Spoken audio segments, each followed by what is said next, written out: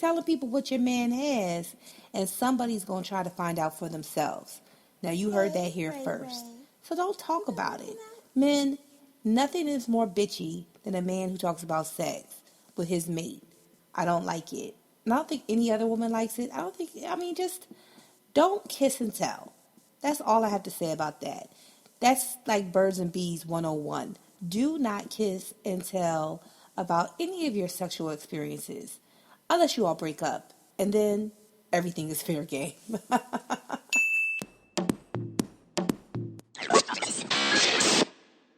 You know, when you're in a car taking a road trip and someone says, like, typically the kids are like, are we there yet? Are we there yet?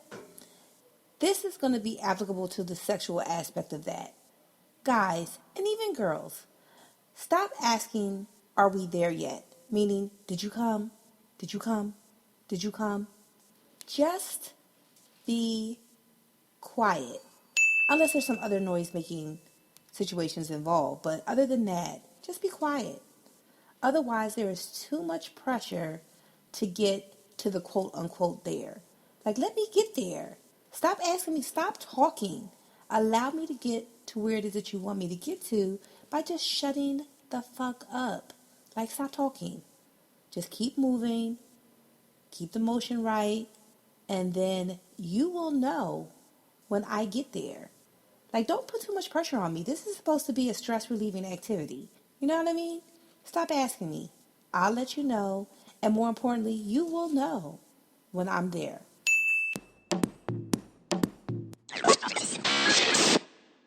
Sex is a motion from the hips, not the neck.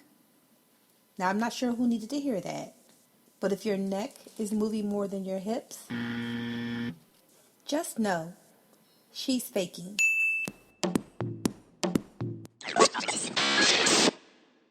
This is for the ladies. Well, I guess it could be for the men too. But don't be insecure. There is nothing sexy about insecurity. So wherever you are, your body type, your body style, or whatever, own it. Be secure in who you are. If your mate has chosen to be with you, they love you for who you are. They are going to be just as excited to see you with your clothes off as they are to see you with your clothes on. So be sexy with it. Own it. You know, nothing turns the member of the opposite sex on more than a certain level of confidence. And so just remember, no matter what size, weight, or whatever you have going on, your mate is going to love you if you first love your own self. So love your sexy.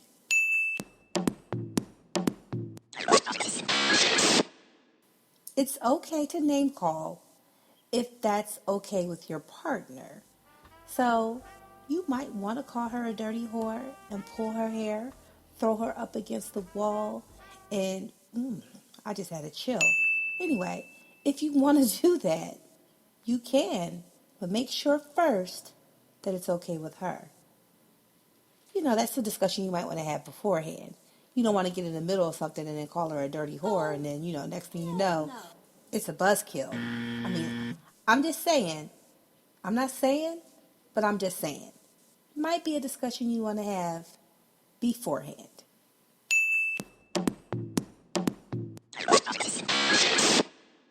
Men, wash your balls. Not even going to say anything else. I'm just going to leave it right there. I'm going to leave that right there. I'm not going to say I'm going to let it marinate, but I'm going to leave it right there. Nasty asses.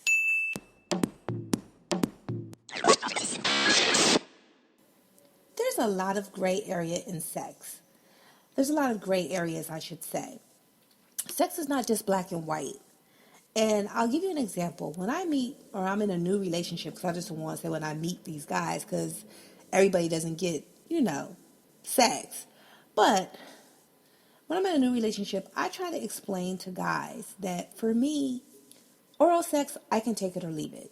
I don't necessarily need it. But for them, they make it literal. They make it black and white. Oh, she's saying that she doesn't want it. I didn't say I didn't want it.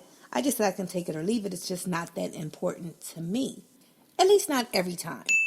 So, I have come up with this analogy to better explain it to the fellas, just in case you run into someone who says to you that it's okay, they're just really not, they could take it or leave it. So, for me, if I go to the restaurant and order a steak, I want a steak and a Caesar salad. The Caesar salad, I can take it or leave it. It's not as important as the steak. So if I get to the restaurant and they say, I'm sorry, we're out of Caesar salad, I would say, oh, okay, just as long as you have the steak, I'm good. But if I get to the restaurant and they say they don't have the steak, I'm like, oh no, we gotta go somewhere else because the steak is the crust of it. I want the meat. And in this analogy, the meat is the dick. I want the meat. So, the salad, I can forgo that. But the meat, not so much. Do you get it? So it's not that I don't like the salad or that I don't like oral sex. It's just that it's not the most important thing on my menu. And so with that, I'm saying to you, learn the gray areas. Don't make sex so literal, guys. It doesn't have to be this or that every single time. There could be some spice, some variety, some salad and steak, or some steak, but never salad with no steak. I mean, unless you're into that. Some people just like salad. I don't know. I'm not a salad person.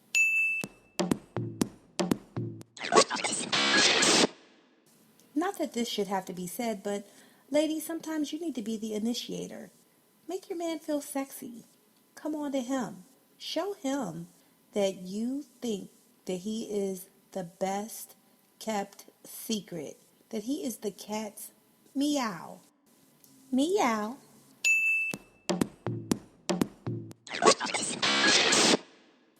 So I didn't cover everything. I didn't go soup to nuts. Nuts. But I just gave you a couple of things to think about. A couple hee-hee ha-has in the sexual aspect of things. Whether or not you take them to heart or you keep it light. It was just, in jest and fun, but there's truth in humor, right? So hopefully you took a little something from this.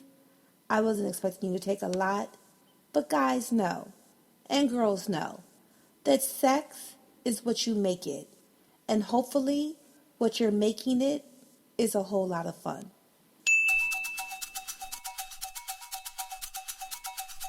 Thank you for listening to Unsolicited Advice from That Chick You Know. And if you'd like to hear more from me, That Chick You Know, please follow me on Instagram or Twitter at IndieTrot, INDYTROT, or like me on Facebook, India L. Trotter.